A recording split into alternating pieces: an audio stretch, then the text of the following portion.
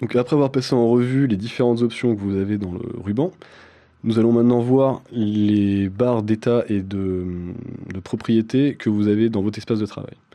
Donc lorsque vous allez travailler dans Revit, vous allez avoir vos vues de travail, donc la 3D, les vues en plan, etc., qui vont s'afficher ici au milieu.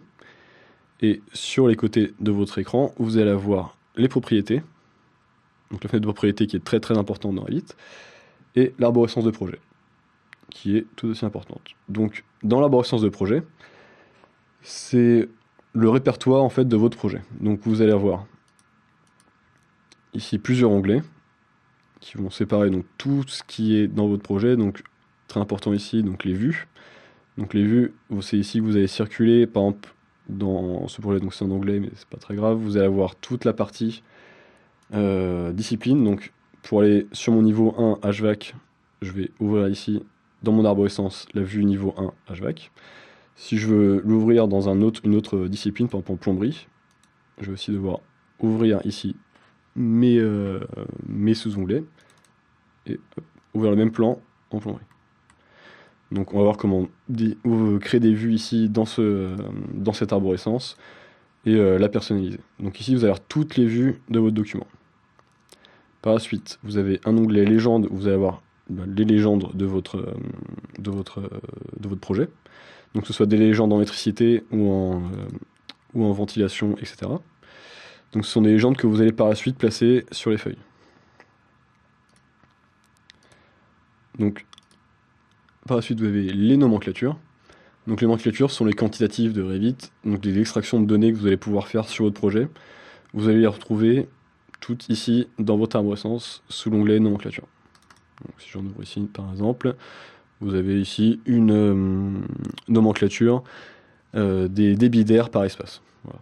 Donc pareil, ce sont des objets que vous allez pouvoir soit exporter et récupérer par exemple dans un fichier Excel, ou pouvoir les placer directement sur une feuille et l'extraire en papier. Ensuite, vous avez une nomenclature de tableau qui est spécifique à la partie électricité. Vous allez avoir des nomenclatures des puissances et des différents circuits de vos tableaux électriques. Les rapports qui sont aussi spécifiques à la partie thermique, ou qui sont donc les rapports de charge, de chaleur et de refroidissement de votre bâtiment. Donc à chaque fois que vous allez faire des rapports, vous pouvez faire plusieurs hypothèses et garder plusieurs rapports en mémoire. Donc, un peu plus important ici, donc vous avez les feuilles qui correspondent à la partie présentation d'AutoCAD. Donc dans les feuilles, vous allez retrouver votre partie présentation, vous allez placer votre cartouche et faire la composition des vues pour ensuite les extraire en papier, donc les imprimer. Donc c'est ici que vous allez gérer toute la partie export de votre projet. D'ailleurs, vous avez les familles. Donc les familles, c'est toute la bibliothèque de familles qui compose votre projet. Donc dans Revit, vous allez avoir des fichiers familles, donc des fichiers RFA, qui vont correspondre chacun à un objet de Revit. Donc par exemple, si je viens ici dans équipement de vie climatique, vous allez avoir déjà certains équipements, donc water heater, un chauffe-eau. Donc chaque équipement va se ranger, chaque fois que vous allez charger une famille dans le projet, elle vient venir se ranger ici par catégorie. Donc ce sont des catégories qui sont de base dans Revit, que vous ne pouvez pas modifier ni incrémenter. Donc tout ce que vous créez comme famille dans Revit va devoir être dans une catégorie qui existe déjà, et qui va venir se ranger ici dans les familles, et qui correspondent aussi à des boutons, par exemple équipement de génie climatique. Vous allez retrouver le bouton pour intégrer ces éléments dans équipement de génie climatique. Hop.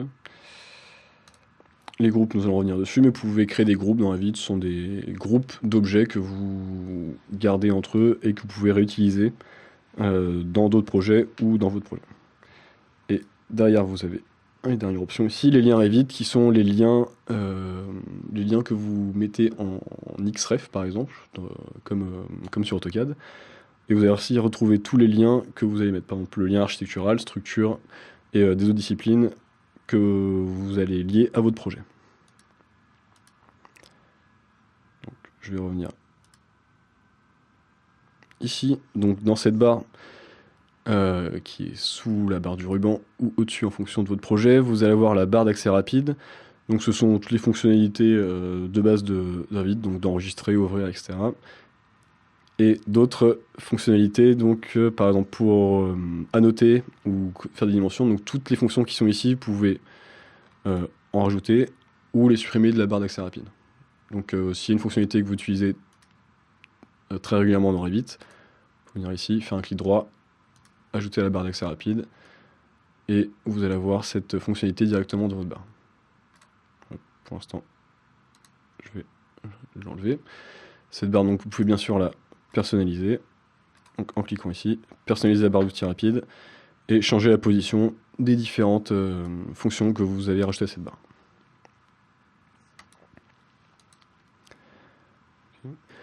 Donc, ensuite, vous avez la barre des propriétés. Donc la barre des propriétés, elle vient lire les propriétés des objets que vous sélectionnez, ou par défaut, si vous ne sélectionnez aucun objet, vous allez voir les propriétés de la vue en cours. Donc quand vous avez une vue, par exemple, vous avez des propriétés de couleur, d'affichage, et par exemple le nom de la vue.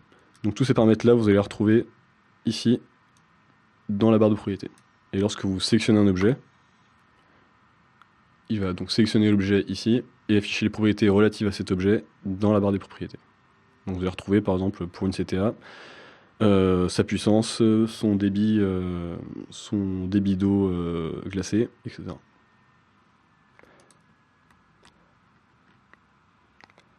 Donc, ensuite vous avez donc, sous votre vue des options donc, que l'on verra lorsque l'on paramétrera les rendus graphiques de votre vue. Donc vous avez par exemple des outils pour changer d'échelle, pour changer le niveau de rendu. On peut voir ça tout de suite.